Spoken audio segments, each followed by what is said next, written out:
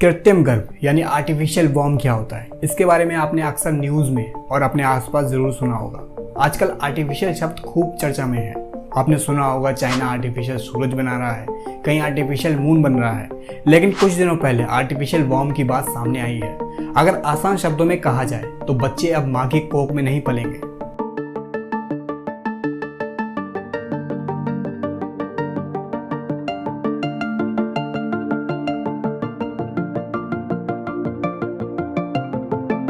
अब ये होता क्या है और ये कैसे काम करेगा और कब तक ये हमें इस्तेमाल करने को मिल सकता है, आइए समझते हैं।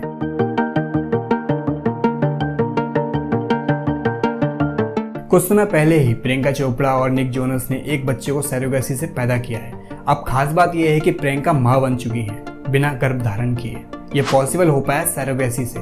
सरोगेसी में मां अपने पेट में गर्भ धारण नहीं करती, बल्कि किसी किराए की कोख में अपना भ्रूण डलवा देती है। यानी मदर ने अपना फर्टिलाइज एग और फादर अपने स्पर्म को मैच करा के एक आर्टिफिशियल एम्ब्रियो का निर्माण करके किसी दूसरी लेडी में डलवा देना, इसी को सरोगेसी कहते हैं। अब तक तो डॉक्टर इसी का इस्तेमाल करते आए थे। अब जरा सोच कर देखिए कि किराए की कोख भी ना हो तो, और इसकी जगह पर कोई मशीन उस बच्चे को पाले, यानी एक ऐसी मशीन बच्चे को 9 महीने तक पालेगी और उसका ज़रूरी विकास करेगी। ये सुनकर आप भी सोच रहे होंगे कि क्या कमाल की टेक्नोलॉजी है, लेकिन ये सुनने में जितना आसान लगता है उतना है नहीं। वैसे आपको बता दें कि आर्टिफिशियल वॉर्म का कॉन्सेप्ट भारत में एंशिएंट टाइम पर भी मौजूद था, जिसका जीता जागता सबूत है भारत में मेंशन गांधारी के 100 पुत्र जो मटके में विकसित हुए थे। खैर, आज के टाइम पर यह कॉन्सेप्ट सामने कैसे आया, क्योंकि हर टेक्नोलॉजी का आविष्कार आवश्यकता से ही होता है। एलोन मस्क का ड्रीम प्रोजेक्ट मंगल पर इंसानी कॉलोनी को सेट करना है।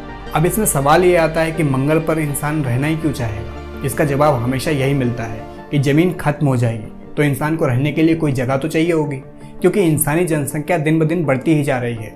लेकिन एलोन मस्क का उल्टा ही मानना है कि धरती पर जनसंख्या खत्म हो रही है। मुझे पता है कि आप सोच में पड़ गए हैं कि यहाँ पॉपुलेशन इतनी ज़्यादा हो रही है, रोड जाम हो जाते हैं, मकान भी 4-4 मंजिल बनवाने पड़ रहे हैं जिससे हमें रहने का स्पेस मिल सके। लेकिन एलोन मस्क का मानना है कि जनसंख्या कम हो रही है और एक टाइम ऐसा भी आएगा कि धरती पर रहने के लिए एक भी इंसान नहीं मिलेगा। तब आपको आर्टिफिशियल वॉर्म का इस्तेमाल करना पड़ेगा और इसी से बच्चे बड़े करने पड़ेंगे। ये बात उन्होंने अपने ट्विटर पर भी ट्वीट करी थी, जिसके रिप्लाई में एक स्टार्टअप ऑर्गेनाइजेशन ने सिंथेटिक वॉर्म टेक्नोलॉजी पर ध्यान देने पर गौर किया था। अब ये जनसंख्या कैसे कम होगी और इसका सबूत क्या है, तो दोस्तों लैंडसेट की एक रिपोर्ट में मेंशन किया गया है कि एक पीक पॉइंट पर वर्ल्ड की पॉपुलेशन कम होने लगेगी। भारत की जनसंख्या 2048 में ज़्यादा से ज़्यादा 1 अरब 60 करोड़ तक ही पहुंचेगी। यानी भारत का पीक पॉइंट 2048 तक छू लेगा और साल 2100 तक भारत की पॉपुलेशन आज से मात्र 78 साल बाद 1.09 बिलियन होगी। अब ये कैसे पॉसिबल होगा? आने वाले टाइम पर क्या गवर्नमेंट कोई नया रूल बनाने वाली है? नहीं दोस्तों, रिपोर्ट्स के हिसाब से इंसान खुद ही बच्चे पैदा करने बंद कर देगा। ये वेजेस इक्वालिटी की वजह से देखने को मिलेगा। इसका मतलब होता है कि जेंडर इक्वालिटी की वजह से आपके मेहनताने भी बराबर होने चाहिए, यानी लड़का और लड़की की तनख्वाह बराबर होनी चाहिए। बॉक्स न्यूज़ की एक रिपोर्ट के मुताबिक लड़के और लड़कियां जब एक साथ काम करना शुरू करते हैं तब सैलरी बराबर ही रहती है, पोटेंशियल भी एक समान देखा जाता है।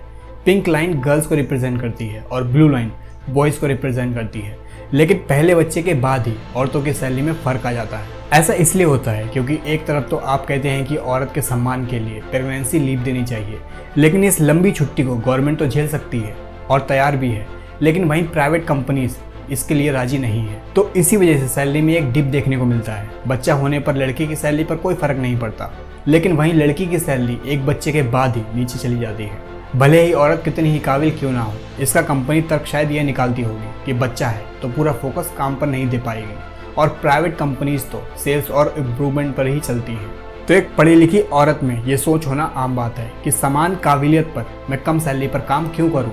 तो जब औरत कम तनख्वाह पर काम करने पर मजबूर होती है तो वो सबसे पहले स्किप क्या करेगी? बच्चा प्लान करना।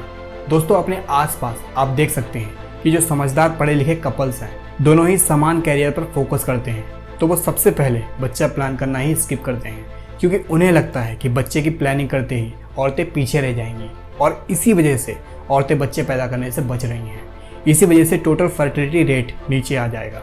WHO की एक रिपोर्ट के अकॉर्डिंग पूरी दुनिया की जो पॉपुलेशन है उसे आगे भी बरकरार रखने के लिए पूरी दुनिया की हर औरत को अपनी पूरी लाइफ में 2.1 बच्चों को हेल्दी जन्म देना होगा। इसी को TFR कहते हैं, अब ये 2.1 से नीचे आता है, यानी औरत उस पॉपुलेशन को बरकरार रखने में काबिल नहीं रहती, तो TFR नीचे आना तय है। पूरी दुनिया की हाईएस्ट पॉपुलेशन 2064 में 9.7 बिलियन होगी और साल 2100 में ये जनसंख्या घटकर नीचे आ जाएगी 8.8 बिलियन पर। यानी कह सकते हैं कि 2100 तक पॉपुलेशन घटना शुरू हो जाएगी।